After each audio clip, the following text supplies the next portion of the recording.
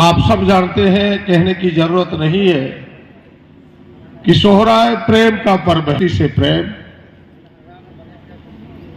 पशु पक्षियों से प्रेम, भाई बहनों से प्रेम, व्यक्ति व्यक्ति से प्रेम।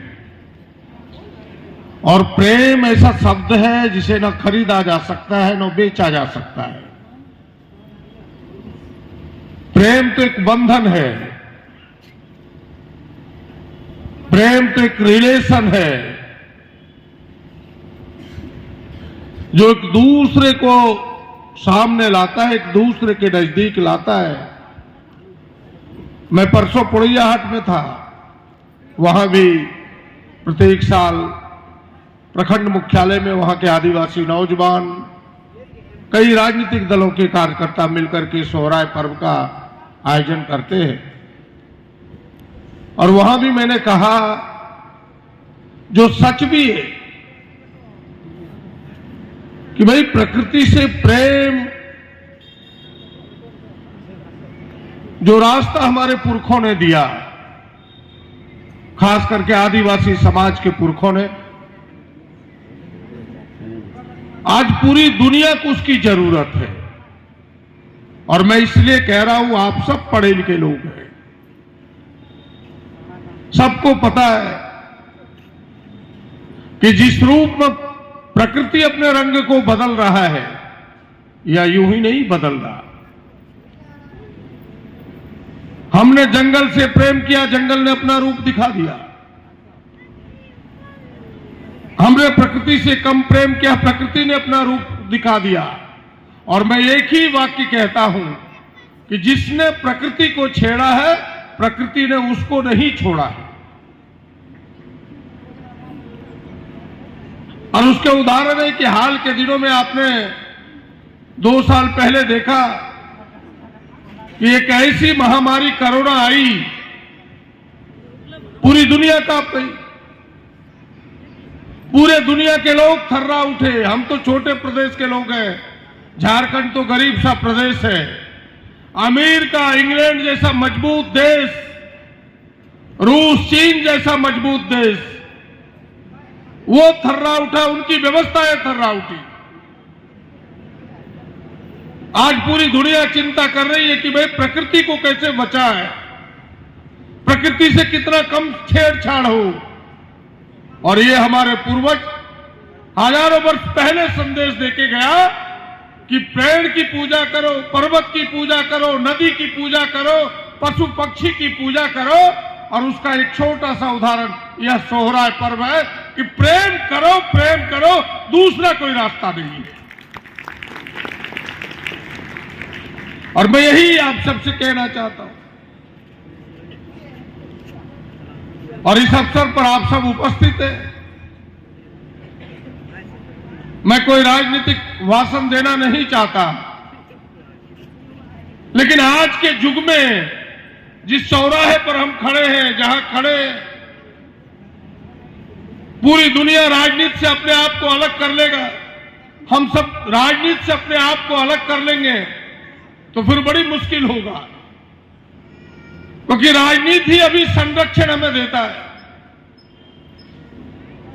राजनीति हमें अभी रास्ता देता है, वहीं से हमारी सारी चीजें शुरू होती है। इस अवसर पर इतना ही कहूंगा कि कौन हमारा हितैषी है और कौन हितैषी बनने का ढोंग करता है, इसे पहचानना जरूरी है। और मैं तो सभी समाजों में जाता हूं, चाहे आदिवासी हो, गैर आदिवासी हो, हिंदू हो, मुस्लिम हो, गरीब हो, अमीर हो, सबको एक ही संदेश देता हूं कि जिस समाज को आगे जाना है, उन्हें पहला हथियार शिक्षा के रूप में लेना होगा। और मुझे बेहद खुशी है कि यहां ऐसे ऐसे छात्र छात्राएं हैं, कई दर्जनों छात्र छात्राओं के घर को जानता हूं, उनके गांवों को जानता हूं,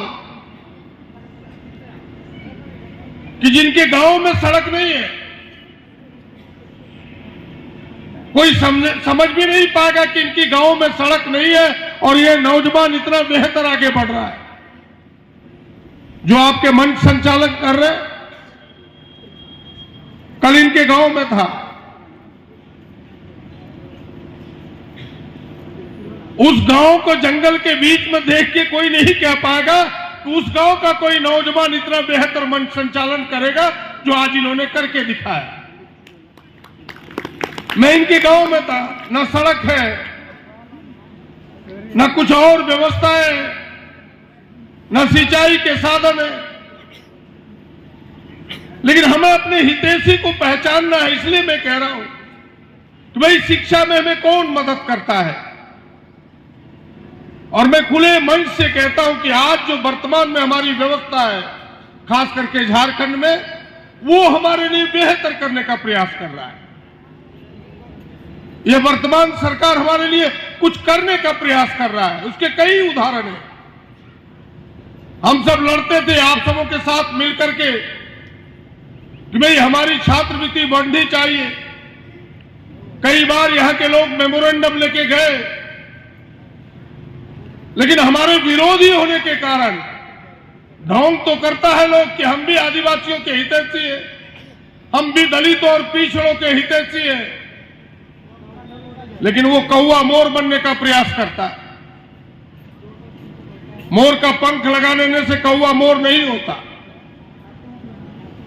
आज तक इन छात्रवृत्ति के बारे में इसलिए विचार नहीं किया, उन्हें शिक्षा में आपको सहयोग करना नहीं था, क्योंकि गरीब बच्चों के लिए यह छात्रवृत्ति एक बड़ा सहयोगी साबित होता है।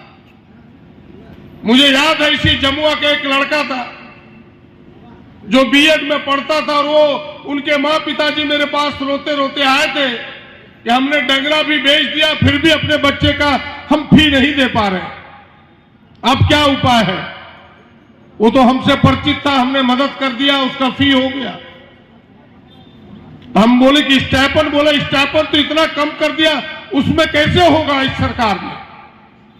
और हमें लगता है कि इस सरकार ने इस बात को सुनी, और मुझे बेहद खुशी है कि आज से जब मैंने पहले इस निर्णय को देखा कि सरकार ने, वर्तमान सरकार ने इस स्टाइपेंड को 3 गुना कर दिया है, जो पहले था उससे भी अधिक कर दिया है। तो ये आपके सहयोग के लिए, यानी आपको एजुकेशन से जोड़ना चाहता है।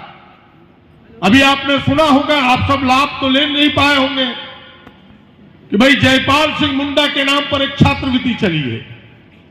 वो क्या है कि जो बच्चे विदेश में पढ़ना चाहते, खास करके आदिवासी, दलित, पिछड़े समुदाय के लोग, भाई उनके मां बाप खर्चे तो दे नहीं सकते, तो भाई उनके खर्चे को कौन देगा। तो सरकार ने कहा कि वो अगर पढ़ाई करने विदेश जाएगा तो पूरे खर्चे हम सरकार देंगे। मैं इसलिए इस विषय को कह रहा हूं कि आदमी को एजुकेशन देने के लिए जो मदद करे, समझिए कि वो हमारे समाज का सबसे बड़ा हितकारी है, वही हमारे समाज को आगे ले जा सकता है। 2 पैला चावल, 2 किलो गेहूं से कोई आगे ले जा नहीं सकता। जो हमारे हाथ को एजुकेशन देगा वही समाज को आगे ले जाएगा। इसलिए इस विषय का मैं जिक्र कर रहा हूं। एक एक चीजें, इसलिए अपने हितकारी और अपने अहितकारी को पहचानना चाहिए और उनके साथ खड़ा होना चाहिए। कुछ लोग ढोंग करते हैं, बहुत राजनीतिक बातों को ना करके, लेकिन आपकी जरूरत की चीजें हैं।